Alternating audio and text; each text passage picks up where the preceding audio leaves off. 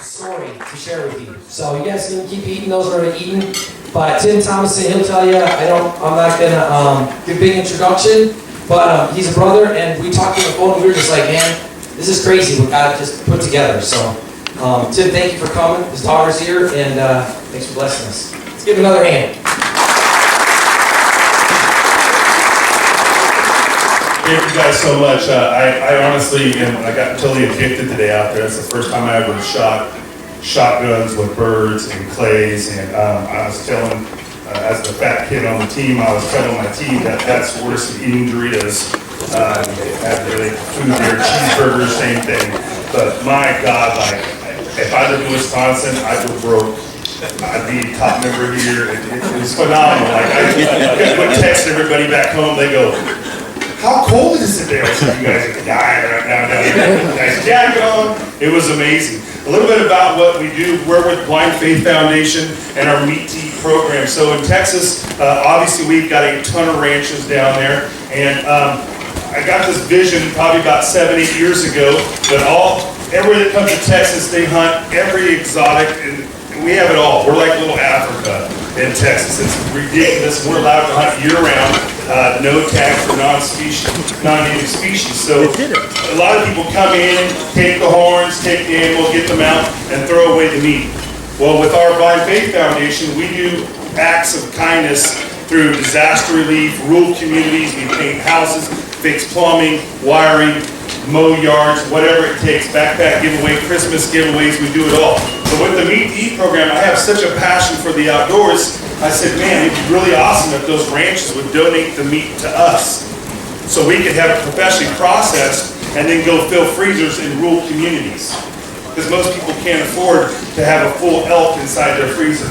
Most people can't afford to have access meat. If you've ever tried that, it's amazing. We take the hogs and do pan sausage. So we literally right now, since COVID's been hitting, we're about 42 families a week that we get to fill freezers. And I'm not talking box freezers, I'm talking full-on freezers.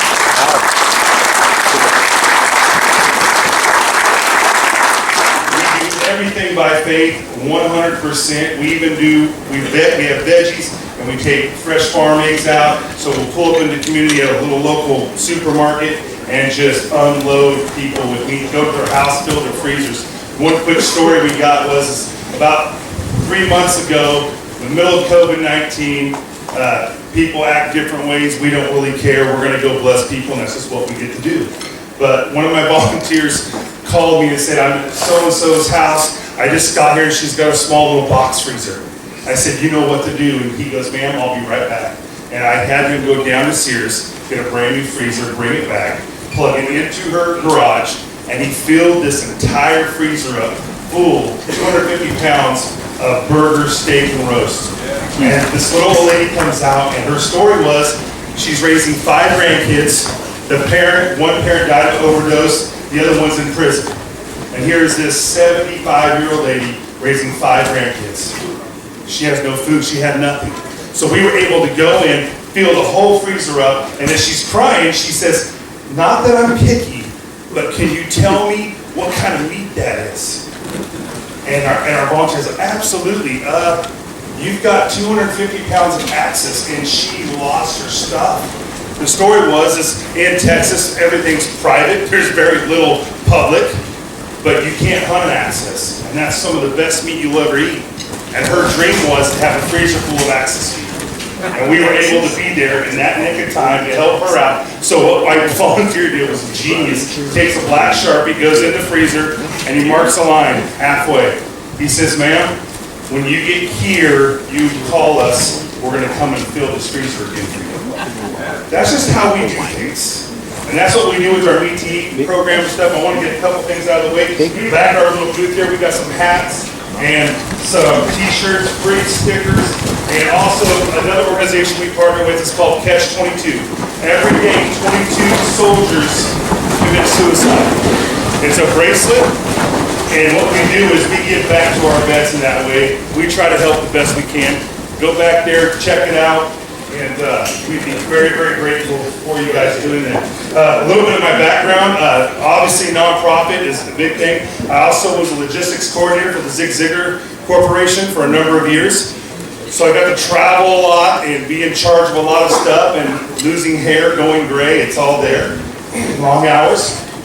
I also, being from Northern California, don't hold that against me, that's where all the rednecks are, way by the Oregon border on the coast where the redwood trees are at, and I'll take that. My dad and I went on a hunting trip in South Texas, and I'm going to give you the brief story.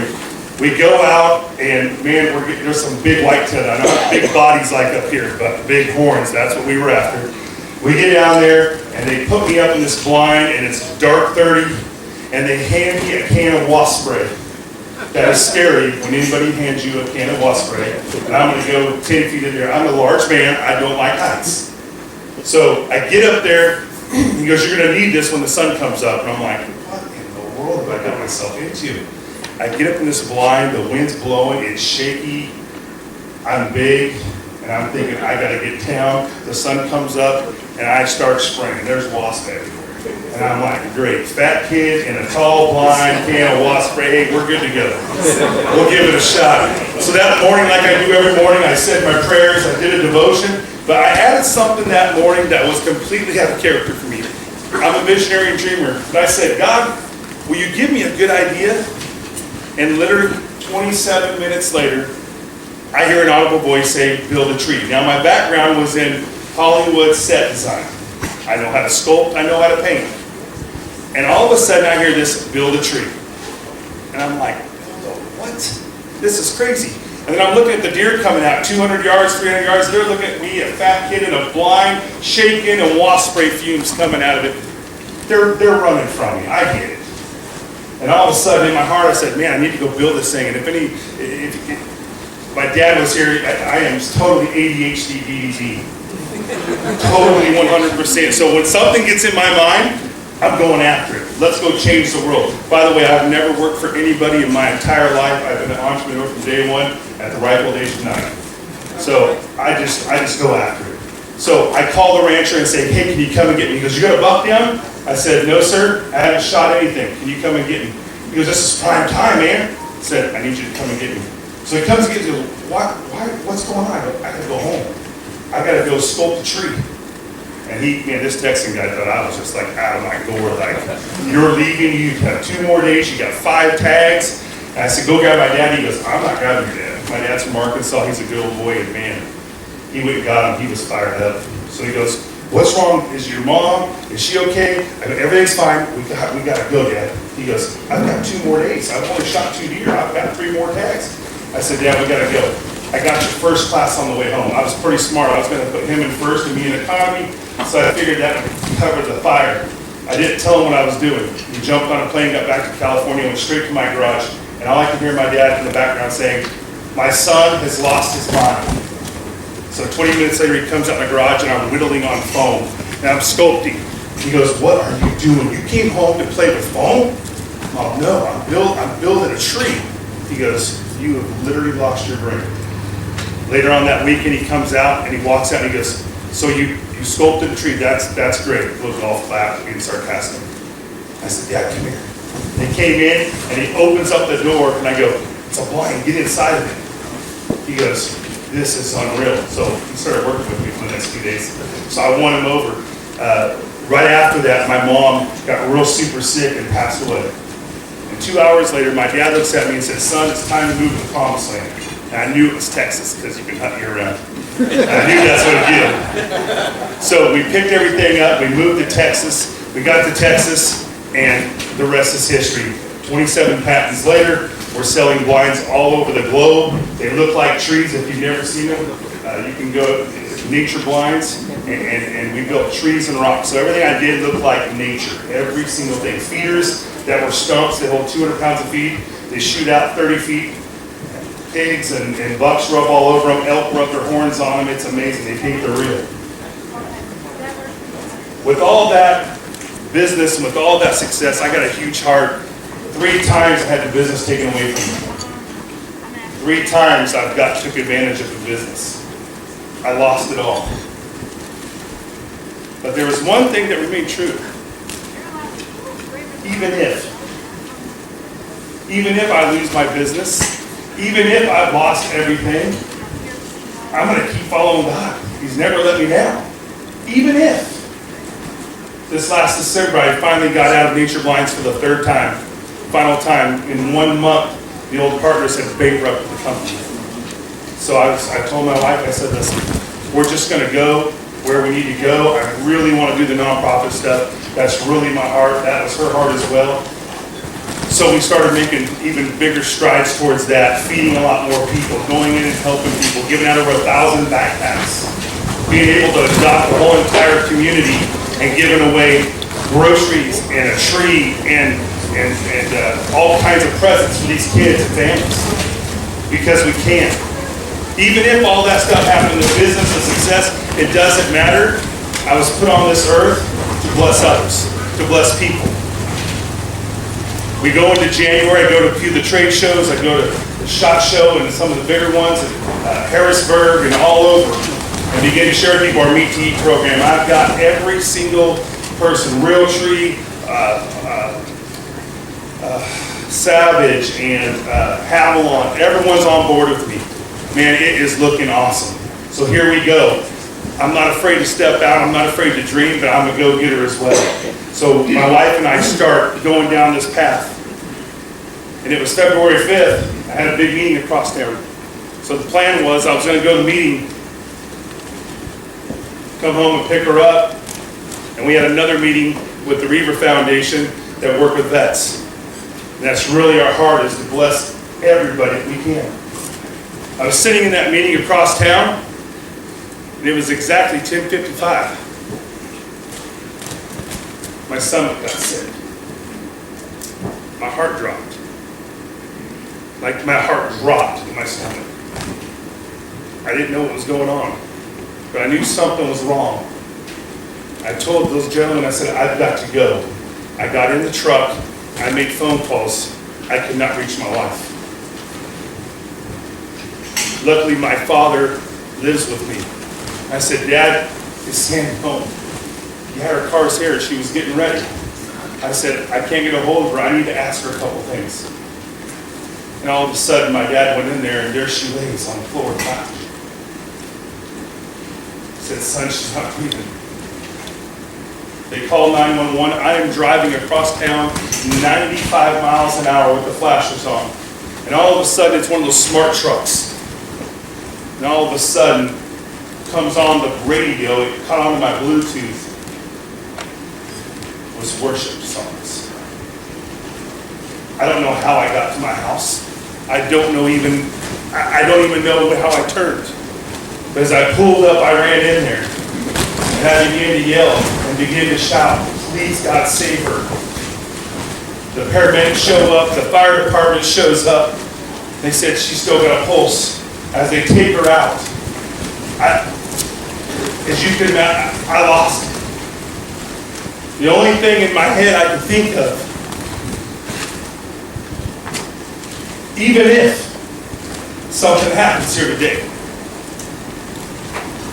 in the middle of the storm, as I took her to the hospital, I'm in this little room. Before that, I'm walking down the hallway of the chaplain's there. No disrespect, Chad. But he goes, son, why don't you come with me? I said, sir, I know the game. I need you to back off. Let me go into my own room. I don't need your help. I walked in that room, and I'm sitting there, and I don't even know. My daughter's in school. I don't know what to do. And all of a sudden, over the loudspeaker, there is a code red.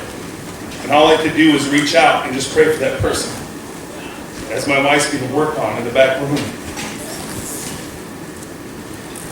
My daughter shows up, and then they come in and let us know that she's gone.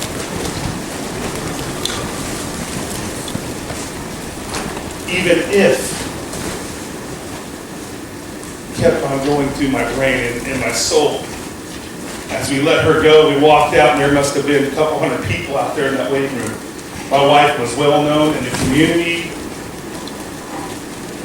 She had a lot of school stuff. She loved others for no reason.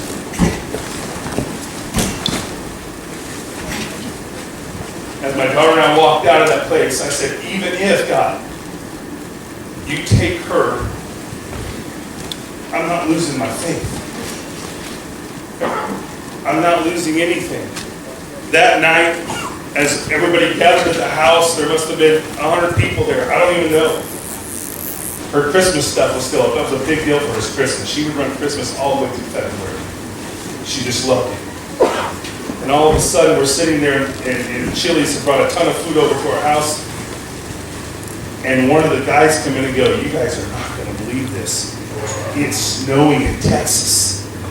We literally had a snowstorm come in. And that was one of her dreams, to have a white Christmas in Texas. That night, there was some crazy stuff that happened beyond that. It's been about 8 months now. And every day, I say, even if, it's always the first song I hear that was part of us, the restaurant we go to. Still dealing with this every single day. And listen, I have been a go-getter from day one. But now, I take day to day, hour to hour. And let me tell you an analysis what I observed over the last 8 months. And this is just for me, so don't take offense to this. Guys suck. I realized I worked my tail end off.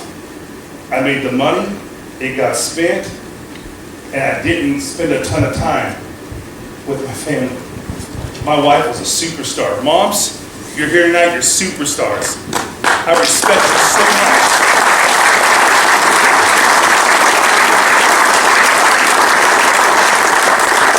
I want to leave you guys with a challenge tonight. Love your wife. Love your kids every single day. There's a lot of stuff I don't like to do. I don't like going to Walmart. My daughter loves it. She just wants to browse. Man, it's sacrifice. It's sacrifice for me. I don't enjoy that stuff. I don't like certain kinds of ice cream. She does. I go eat all of it because of her. Things have changed in my life. But here's the deal. You can't take people where you haven't been before. So I'm ahead of the ball game. I'm trying to let you guys know tonight. Love your wife every single moment of the day. If you're at work, you text her, "I love you. Miss you." That's manly. Love your children every single day. I cherish every single moment I have with my daughter. Good, bad, indifferent, it doesn't matter. But I want to leave you with this. Love your wife and your kids like it's the last day on earth. Because for me it was. For me it was. I have a whole new perspective on life. And even if he takes my wife, I have a commandment now. I need to go out and share with every single one of you and everybody else next week when I'm speaking next week. To love your family like it's the last day. Love your neighbor as if it's the last day. I loved on my team today. Man, those guys, you guys taught me a lot today. And I just love that. That made my day. You guys made my day today. Everybody here made my day because you guys were all friendly. And it was amazing. But I want to challenge you tonight. Go home. Be safe. Love on your family. Love on the guy you're working with, even if he's a butt.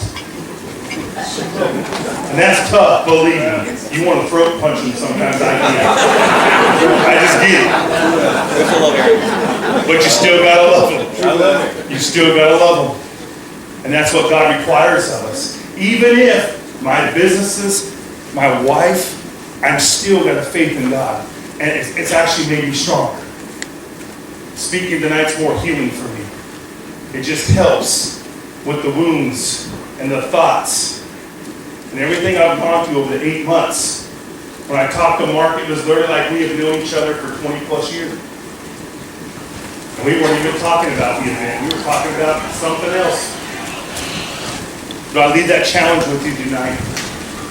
Please, please, please hug, kiss, love your family. God bless you guys. Thank you so much.